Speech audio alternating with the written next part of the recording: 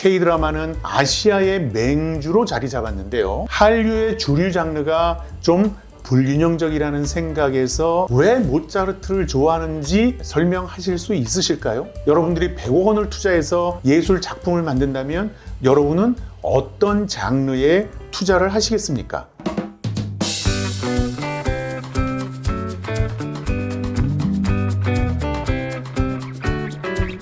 안녕하세요. 예술하는 당나귀 TV의 대표 당나귀입니다.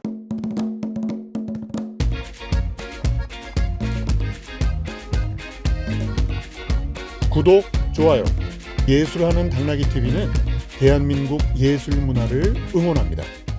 자, 이제 핵심인데요. 모든 창조 산업이 공통적으로 가지고 있는 가장 중요한 특징은 의미제 속성이라는 겁니다. 대중예술은 물론이고 순수예술 작품은 모두 기호와 코드 체계로 이루어집니다. 그러니까 문자 언어하고 똑같습니다. 알파벳과 자모음 체계를 모르면 우리는 단어나 문장을 구성할 능력이 없는 거고, 그 다음으로 단어라는 걸 알고 그 개념을 알아야만 타인과 의미를 소통할 수 있는, 의미를 공유할 수 있는 커뮤니케이션이 가능하게 됩니다. 예를 들어서 몸이 갑자기 시름시름 아파요. 그런데 이유를 모르겠어요. 병원을 갔다 와도 의사가 모르겠대요. 그런데 사랑이라는 개념이 머릿속에 들어오게 되면 내가 몸이 시름시름 아픈 게 상사병이라는 것 때문에 이렇게 되는 거구나, 상사병을 앓고 있구나, 이걸 뒤늦게 알게 되는 거죠. 그러니까 우리는 단어가 가지고 있는 개념을 머릿속에 알기 전에는 철학을 할 수 없다고 주장을 하는 비트겐슈타인의 얘기에 전적으로 동의할 수밖에 없는 거죠. 따라서 의미를 구성하는 기호체계에 대한 지식이 없으면 창조 상품을 소비할 능력이 없는 건 당연하다고 봐야 됩니다. 창조산업의 모든 예술 장르는 두 가지로 분류할 수 있습니다.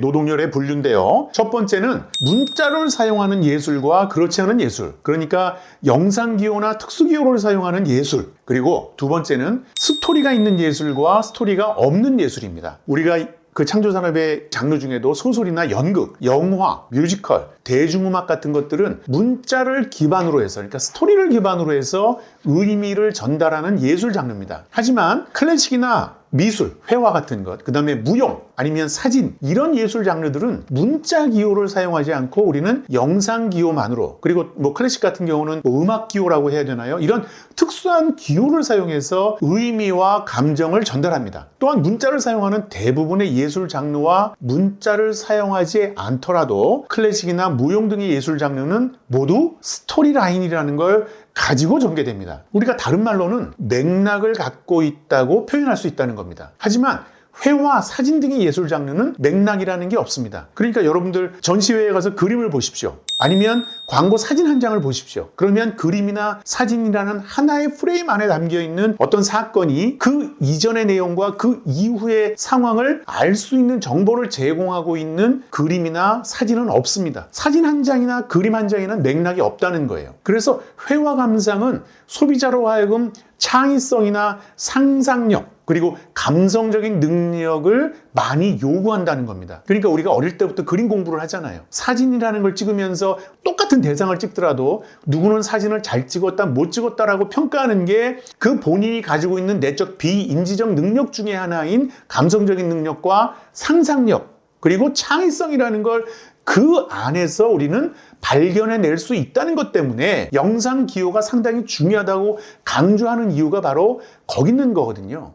그러니까 우리가 회화나 사진을 감상하는데 창의성이나 상상력, 비인지적 능력, 그리고 거기에다가 인지적 능력까지를 우리는 요구하게 된다는 겁니다. 그만큼 소비하는데 영상 기호에 대한 충분한 이해와 맥락을 상상할 수 있는 능력이 있어야만 우리는 그와 같은 예술 장르들을 소비할 수 있다는 뜻입니다. 또한 문자를 사용하지 않는 클래식이나 무용, 회화, 사진을 이해하는 데는 영상 이미지에 대한 충분한 지식이나 상식, 이런 것들이 습득되어 있어야만 소비가 가능해집니다. 초등학교에 입학하기 전부터 우리는 한글 교육을 또는 온갖 언어를 배우는 게 대한민국 교육의 기본입니다. 그리고 우리는 이런 교육을 받은 국민들이 문자 기호를 기반으로 하는 예술 장르의 잠재적인 소비자로 성장해가는 거죠. 그러니까 대중음악의 스토리나 소설, 영화, 드라마가 담고 있는 스토리는 우리가 문자를 이해하고 어느 정도의 문해력만 가지고 있으면 어느 누구나 그리고 어느 정도는 소비할 수 있는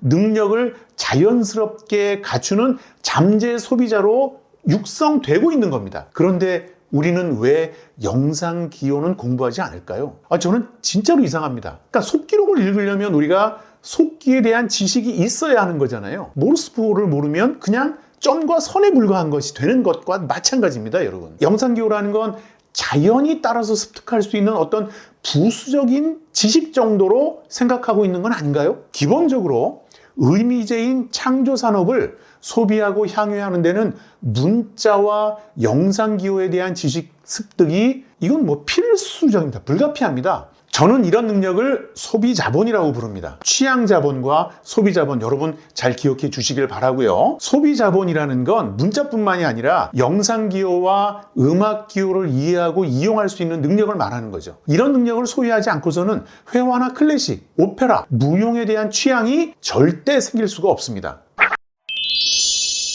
순수 예술 시장이 형성되기 위해서는 풍부한 소비자본과 취향자본을 소유한 소비자들이 있어야만 합니다. 소비자본은 교육을 통해서 생성되는 거고 취향자본은 경험, 반복적인 경험에 따라서 생성됩니다. 좋은 작품에 대한 반복적 소비와 영상 기호에 대한 지식 중에서 어떤 것이 선행되는지는 계층에 따라서 그리고 연령대나 환경에 따라서 다 다른 것이 당연하겠죠. 예술하는 당나귀 TV 1회에서 다룬 내용을 참조하시면 경제적으로 상류층에 부가 세습되는 것처럼 예술 취향도 세습되는 경향이 아주 강한데 어린 시절, 특히 5세 이전부터 반복적인 경험을 통해서 취향을 함양하는 것이 바람직하고 청소년기에는 교육을 통해서 예술 영역에 대한 지식을 축적하는 것이 필수적입니다. 개인적으로 저는 자기 자랑 같지만 모든 운동에는 자신이 있습니다. 물론 자신감하고 잘하는 건 다른 거 여러분들 아시잖아요.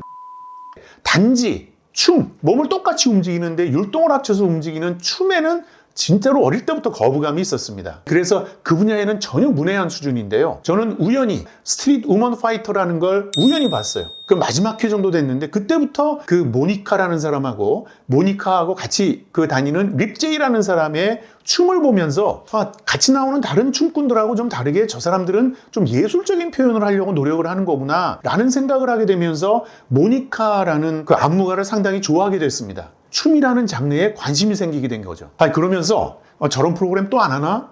이 정도의 흥미를 갖고 있는데 그때 이제 스트릿 맨 파이터라는 그 프로그램, 남자 버전이죠. 그 프로그램이 시작이 됐고 사실 그 프로그램은 1회부터 정주행했습니다. 그러면서 이번에 아시안 게임 가서 은메달을 딴 그 홍텐이라는 사람을 너무너무 좋아하게 됐고 그리고 윙이라는 사람이 그 여자 모니카처럼 좀 예술적인 안무를 하는 것 같아서 그 윙이라는 친구를 상당히 좋아해서 만약에 드라마를 한번 하게 된다면 저 친구를 데려다가 그 안무를 한번 좀 시켜봐야 되겠다 이런 생각을 먹기까지에 이르렀습니다. 그리고 작년이죠. 급기야 스트릿 우먼 파이터 2라는 걸 방송하는 걸 또 알고 1회부터 또 정주행했고 참 놀라운 일인데요. 마지막 회에는 그 1밀리언 팀의 리더인 그 리아킴이라는 사람이 같이 안무를 하는 그 파이널 경쟁하는 무대가 있었는데 그 리아킴 안무를 보면서 진짜 거짓말 안 하고 약간의 눈물을 짓는 경험을 했습니다.